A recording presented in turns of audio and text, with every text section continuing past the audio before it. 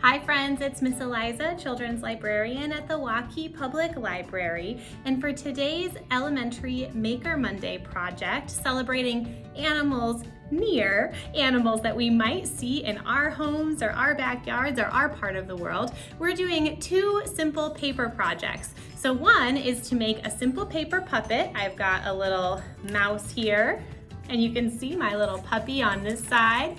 Hello. And one is to make an articulated snake. Now, articulated means that it's cut so that it moves. So we're going to make one of these bendy snakes. So for both of these projects, you're going to need the same simple supplies. You're going to want to have a few pieces of construction paper, one to make the base of your puppet or your snake, and also some smaller pieces that you can cut to make ears and a tail and a nose and anything else you might need. So just some scrap pieces of paper. You're going to want glue, and you can use a glue stick or wet glue. Wet glue is especially helpful if you're going to be using Google Eyes, which is another material that you probably have if you got a kit from the library. But if you don't have googly eyes that you want to use, you can always just make eyes out of paper or draw some as well. And then you're going to need some scissors. So let's get started. Our first project, we're going to be making our little hand puppets. So they look just like this, and we're pretty much just going to be making a mouth. So you can do any animal that you want. I've got a puppy and I've got a little mouse here, but you can imagine anything that you want to turn this puppet into after we've got the base done. So to start with, we're gonna take our piece of paper and we're gonna fold it into thirds. So you can kind of just estimate. You might wanna fold one piece up, and before you press it down really hard, fold up the other piece and then kind of make them into a little tube like this. Then once it seems like they're about lined up, again, it doesn't have to be super precise, then you can just kind of press down on both sides, and you'll see mine don't quite line up, but they're pretty close. They're just a little bit extra on that edge. So now if you open it up, you've got 3 columns, 1, 2, 3, and then you're just going to add some glue to the inside of the top flap and then glue it together. So I'll lay it flat. I've got my folded piece up, and then I'll put glue right here all across. And this, you want to add a lot of glue because you really want this to stick together. Who knows what your puppet's going to get into? It might end up shouting or laughing or being really loud and having a really open mouth. So if it's going to do a lot of that movement, you need to have it really stuck together. So when you've got the glue on, you just fold it over and press hard, making sure that you really get it stuck together. Okay, now we've got our little tube. Keep the outside part facing up. We're gonna fold it in half with the outside part facing up. So there's the seam, and then we're gonna fold it in half this way and make a nice fold right at the halfway mark. Now we've got kind of 2 legs to our little flap, and we're gonna fold one flap side up towards our middle fold. So we'll kind of just bring this leg up, and it'll meet where our first fold was, and press that in. And then we're gonna do the same on the other side. So we'll bring that flap up and press it together. And now if you unfold it, it kind of looks like a W shape. And then if you look at the sides, you made kind of a pocket here. So this top pocket, and there's one on the bottom as well, that's gonna be where you put your hands. So if you put your fingers into those 2 pockets, then you can use your paper like a puppet. So you can see that when we did the puppy puppet, we slide our hands in, and then we've got a tongue inside. We added a nose and some ears and some eyes. So that's our puppy. And we did the same exact thing to make our mouse puppet.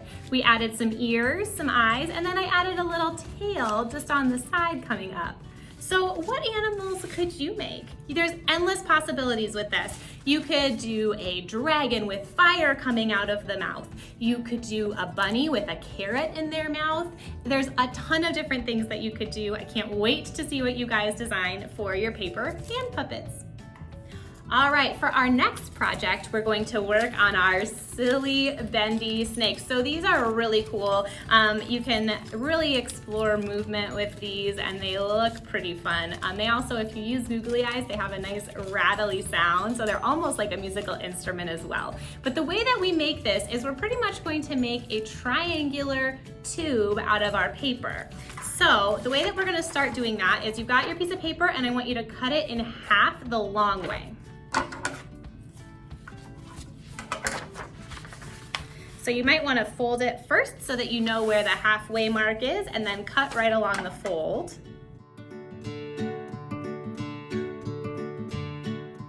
Great.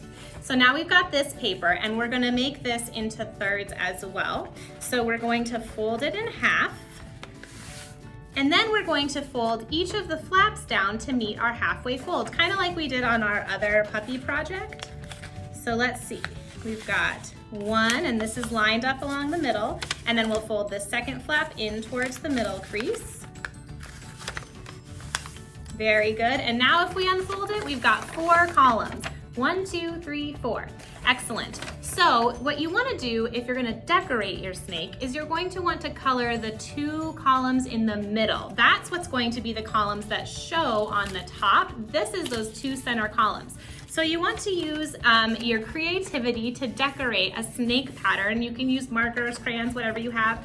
I'm not going to be decorating this one because I already made an example, and just for the sake of the video, it would take a long time, but there are some really incredible snake print patterns in nature. So it might be fun to look in a book or online and see if you can find a specific snake, maybe one that lives here in Iowa, that you want to copy the markings, because there are some really incredible colors and patterns in snakes in nature.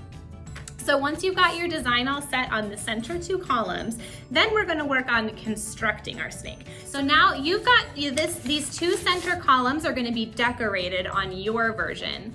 And you're going to fold that center fold again. Make that center fold that you did that first time. So you'll have this part will be decorated and not this part down here, but the 2 top parts will be decorated. And then you're just going to use your scissors to make a series of cuts from the fold part, the crease that you have there in the middle, all the way down to the fold mark for the second panel.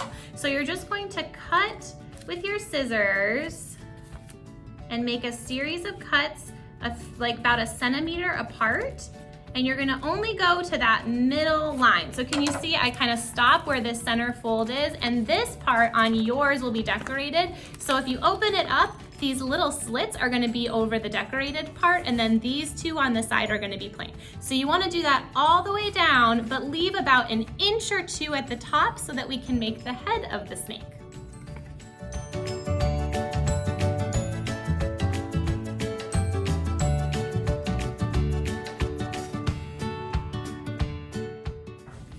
All right, so now we've got all our folds in our snake, and it's time to turn this into a tube. So what we're gonna do is fold that again so that it's kind of folded over but a little bit poofed out, and then we're gonna find those 2 outside flaps and kind of twist them in so that they cover one another. We want them to overlap, and it'll kind of naturally fall into place because you've already got the fold marks there. So you're just going to kind of make them into a tube. You can see all the way through, but it's not super steady, right? So we're gonna wanna glue this down. So you're gonna add some glue to this side panel here. And again, if you want this to be really sturdy, you could use hot glue or wet glue and let it sit for a minute, but I'm just gonna use a glue stick since I'm doing the video. And then you're gonna press it down, and again, it's gonna kind of naturally take that shape because it's following the folds, and then stick your finger in on the ends and really press it down to get that glue to stick. It's gonna be a little tricky to get that glue to stick in the middle, but if you bend it, it'll have some little openings that'll appear, so you can kind of sneak your hand in there and press that down to really get the glue to stick. And again, on your snake, all of this on the top will be decorated cool. I didn't decorate mine, but you can see it still does kind of move for you in that cool slithery snake way. Okay, so then to finish our snake, we're gonna make the head. So all you're gonna do for this is cut out a little tongue piece, and you can decide how big you want your snake's tongue to be. Snakes a lot of times have a forked tongue, 2 little prongs on the end. So you might wanna cut a shape that has a prong on it, but maybe not. You're gonna cut that out of whatever color you want or whatever you have on hand. And then we're gonna put this together in a really simple way. So what we're gonna do is we're gonna add some glue right into the very end tip of our tube. And if you're using wet glue, this is gonna be a little bit easier to get the nozzle in there. If you're using a glue stick, it still works, but it's a little bit trickier to get it in there. So you can see I've got glue on that bottom part. I'm just gonna place the tongue right there. And then all we're gonna do to make the head is we're just going to kind of make a sandwich with the bottom of the snake and the tongue, and we're just gonna press it down like that, right on the end, and just hold it until you think it's all set. And then you've got your little snake's head. You can see his little tongue's peeking out, and then the side of it, the back of the head is poofed up, and it goes right into that articulated body. So then of course you can add some googly eyes, or draw some on, or maybe your snake is a magical snake or a special snake that you want to have a couple different, maybe he has 8 eyes, what do I know? And then you can add something on the back if you want it to have a rattle, you can do that. You can keep decorating it as much as you want, but that's how you're gonna make your simple articulated snake. Thanks for joining us, we'll see you next week.